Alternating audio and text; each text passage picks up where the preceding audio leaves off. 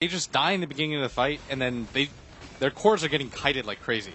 Like, the gyrocopter was doing a lot of damage, so was the Dragon Knight, but once the BKB timers were up, EG just consistently kited them. They had so many disables to sort of just cycle through non-stop.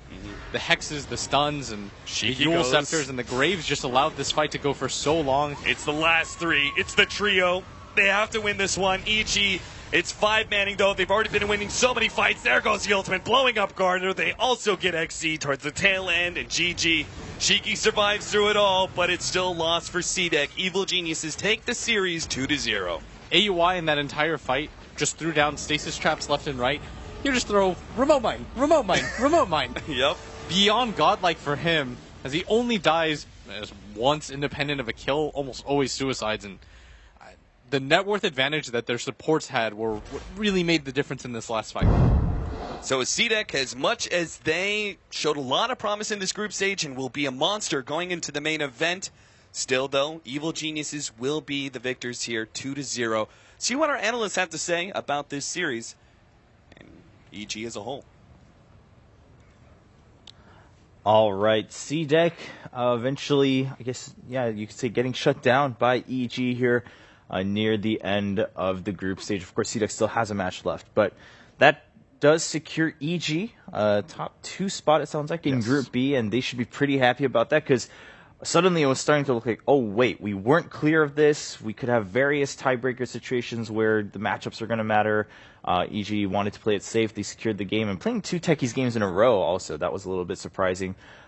Cinder, how did you view Game 2?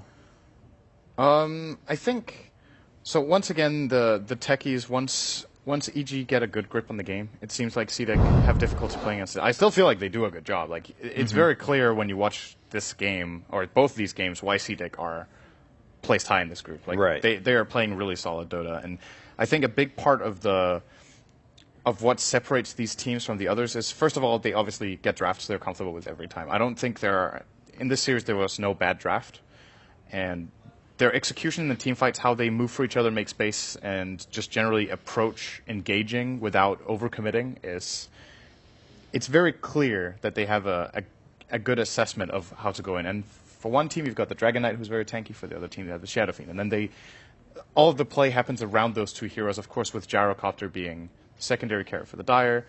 But all in all, just really quality Dota. I'm not sure what to say. I think Blitz with his final comment had a really good point. At the end of the day, it comes down to the net worth difference between the supports, because all the cores were really farmed, but EG just ended up getting more out of the map with their Techies. Yeah, Dakota, what about you? I mean, especially with the few changes that we've seen from Game 1 into Game 2 from both teams. Even though there was some changes done on the side of C-Deck, and I agree, they still put together a good draft. These are comfort heroes for them. Their cores still farm up. Yeah. They look sharp. They get their BKBs. But again, EG seemed to find a way to exploit that. I believe Blitz said it as well. They were able to kite them easily, force out those BKBs, and then pounce right back onto them. And this is all happening at the back end of the game where they're trying to just get out from their baseline, but Aui's there, building up a foundation of ridiculous techie mines and stasis traps, and that is almost infuriating, I'm sure, to C-Deck. And we saw even when they were making the draft, maybe we're put off a bit. They still seem a bit, kind of discombobulated about what actually just happened there in that series. Yeah, I mean, it looked like they were saying, all right, well, if they end up picking it, at least we took the Tusk.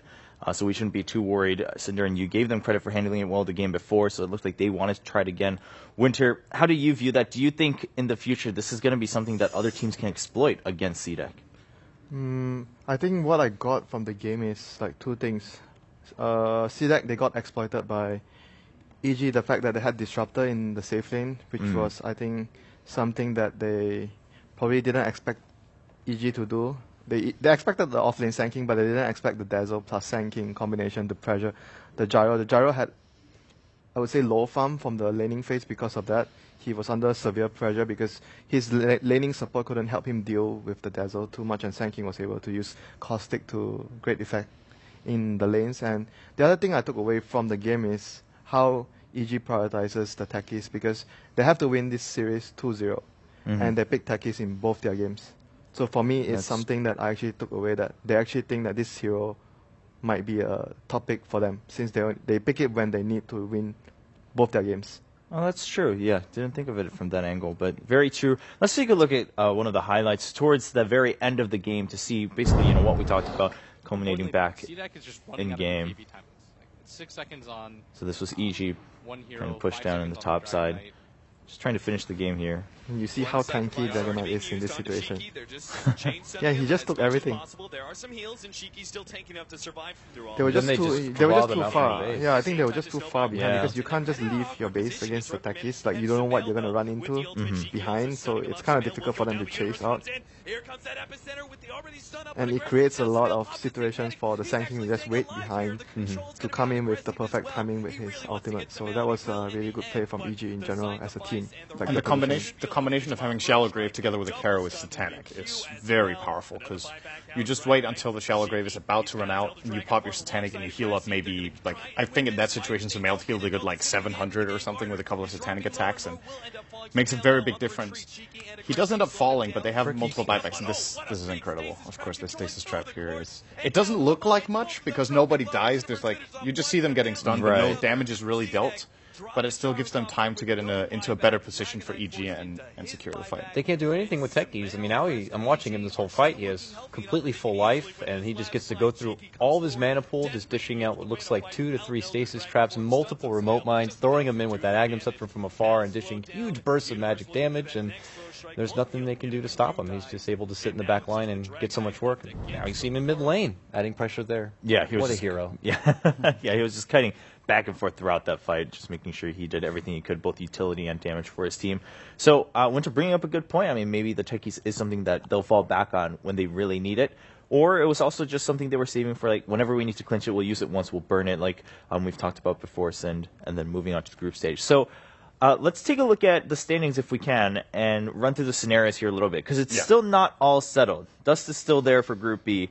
Not everything is resolved. The only thing we know is that EG secures a spot in the top 2, right? So we'll bring up the standings right now, as you guys can see on your screens. Yes, so there are quite a few things that can happen right now. So CDEC have one match remaining, which is against eHome, and that's really important. So eHome are currently playing against VP, and eHome are up 1-0.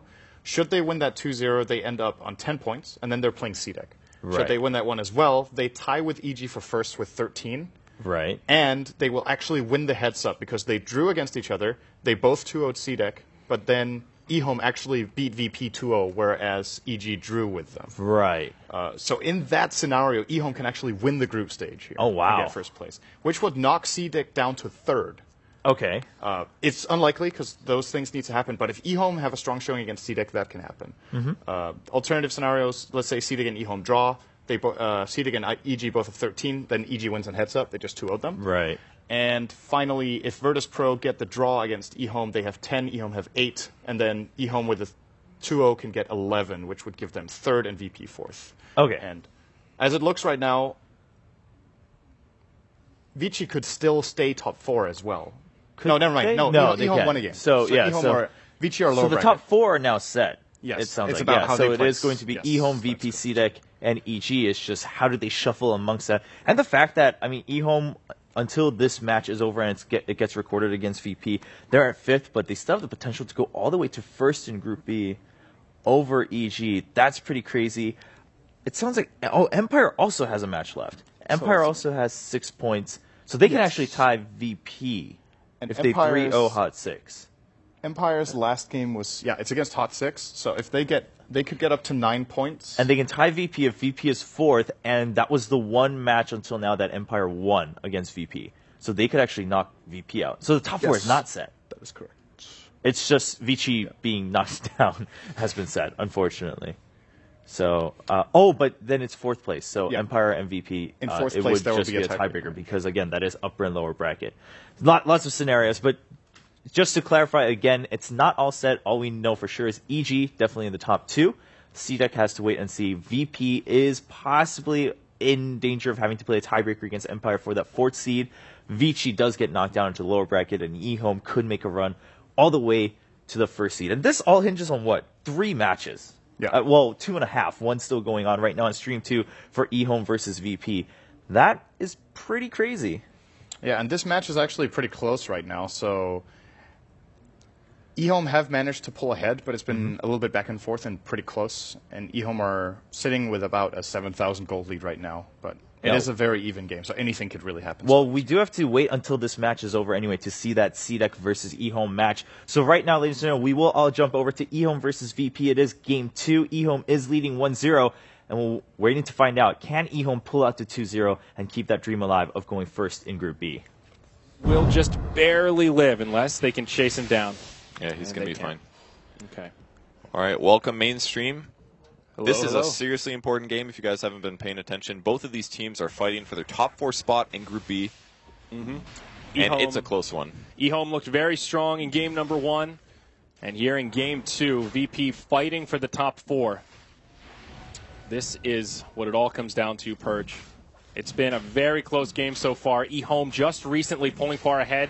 Ice Blast will connect on the Roche pit, but VP just can't contest this. Ravage is down. Sonic Wave is down. This will be a Roche going the way of eHome. So, yeah, very even mid-game. Pretty quiet farming until the recent bout of team fighting. Pipe on the way. We'll take a look at the items here just so y'all can get acquainted with the current state of this match. Now, if you missed the last fight, what basically happened was CTY came from far behind in the team fight, and VP was looking for the other main group. If they would have been able to spot CTY first, they could have just completely blown him up to start things off. Phobos getting spotted in the jungle, actually, this is pretty dangerous because the rest of the heroes are semi in the area. He's just going to keep you home. Can't get there in time.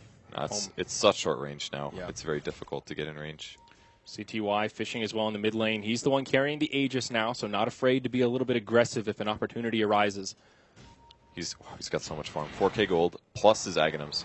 Wow. So he just solo killed the Rubik very, very easily earlier. But the problem is that both teams have been playing super safe 5-man the whole game because neither of them wants to lose this one. And because of that, Lil has much less items than he normally does. Yeah, look at this Rubik. He's got Urn, Arcane Boots, and still no progression towards that Blink Dagger. Very unfortunate for him. The Ancient Apparition in a similar state right now. They're at the bottom of the pack for net worth by a pretty big margin. They've been holding steady, whereas for eHome, both of their supports have been on the up and up. A lot of that coming from the track gold. Yeah, I'm sure that makes a big difference there. VP going to try to take at least one tier 1 tower here before they back off and go for the Rax defend. They don't have Ravage yet. 16 seconds cooldown on that one, and eHome's happy to go high ground.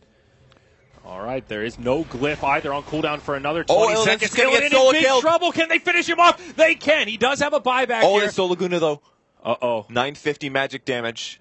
That's going to be a huge thing to have in the next team fight, but they may realize it was stolen as well. We'll see if they adjust their playstyle here. They'll mech up. They go right back onto the tower. Glyph up in about 5 seconds. Illidan may need to burn the buyback here. Ravage is also cooled down. Refresher picked up by Lena. Great pickup. Oh, boy, this is scary. She doesn't have the mana pool to use it quite yet now. Oh, it's way back at the base. Never mind.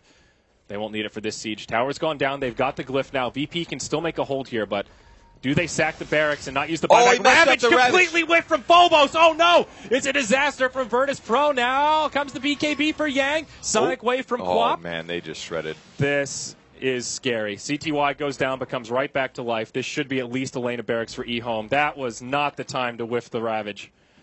Oh, he pressed it before he blinked. I looked down, and I don't think there was a damage source that hit him or anything.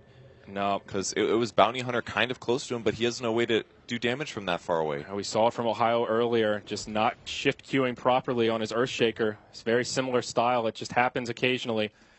But it's such a small thing because if he hesitates a little bit after he blinks, then they have a much better chance of getting their BKBs off. They did still kill the Aegis on Lena, but you just can't make that mistake. It's such a big mistake when you're defending. Okay. So anything else here progression-wise? Phobos, I guess worth mentioning here to all the new